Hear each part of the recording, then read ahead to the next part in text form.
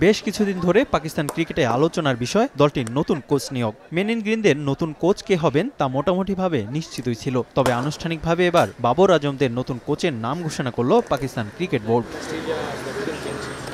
যে দুজনকে নিয়েছিল গুঞ্জন তাদেরকে নিয়োগ দিয়েছে পিসিবি। সাদা বলের প্রধান কোচ হিসেবে নিয়োগ পেয়েছেন দক্ষিণ আফ্রিকার সাবেক ওপেনার গ্যারি কার্স্টেন। এই প্রোটিয়ার হাত ধরেই 2021 আইসিসি বিশ্বকাপ জিতেছিল ভারত। এবার আরও একটি নতুন চ্যালেঞ্জ সাবেক তারকা ওপেনারের সামনে।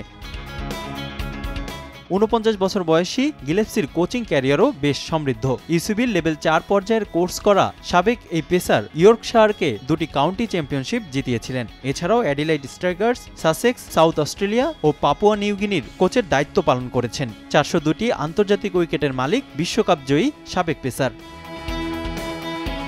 একই সঙ্গে অস্ট্রেলিয়ার সাবেক পেসার জেসন গিলেস্পিকে নিয়োগ দেওয়া হয়েছে টেস্ট ফরম্যাটের কোচ হিসেবে। এদিকে সব ফরম্যাটে দুই বিদেশি কোচের জন্য সহকারী কোচ হিসেবে রাখা হয়েছে পাকিস্তানের সাবেক অলরাউন্ডার আজহার মেহমুদকে, যিনি বর্তমানে দলটির অন্তর্বর্তীকালীন কোচের দায়িত্ব পালন করছেন। আগামী 2 বছরের জন্য 3 জনকে নিয়োগ দেওয়ার বিষয়টি সংবাদ সম্মেলনে জানান পিসিবি চেয়ারম্যান মহসিন নাকবি। কেন বিদেশি কোচ নিয়োগ দেওয়া হয়েছে এমন প্রশ্ন উঠলে এর কারণও জানান পিসিবি চেয়ারম্যান।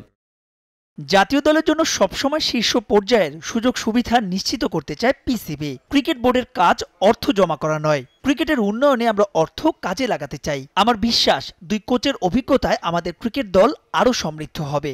পাকিস্তান জাতীয় দলের পাশাপাশি মেয়েদের জন্য নতুন কোচ নিয়ে আসার কথা জানান পিসিবি বস। এদিকে নতুন দায়িত্ব পেয়ে উচ্ছ্বসিত গ্যারি কার্স্টেন। সাদা বলের ক্রিকেটে পাকিস্তান দলের দায়িত্ব পালন করা সম্মানের। এই সুযোগের জন্য অনেক আগ্রহ নিয়ে অপেক্ষা করছি। সীমিত ওভারের ক্রিকেটে দলে ইতিবাচক অবদানের লক্ষ্য আমার। বর্তমানে গুজরাট টাইটান্সের ব্যাটিং কোচ ও মেন্টর হিসেবে দায়িত্ব পালন করছেন গ্যারি কার্স্টেন। আইপিএল শেষ হলেই পাকিস্তান দলের সঙ্গে যোগ দেবেন তিনি। রিফাতুল ইসলাম মিরন, সময় সংবাদ।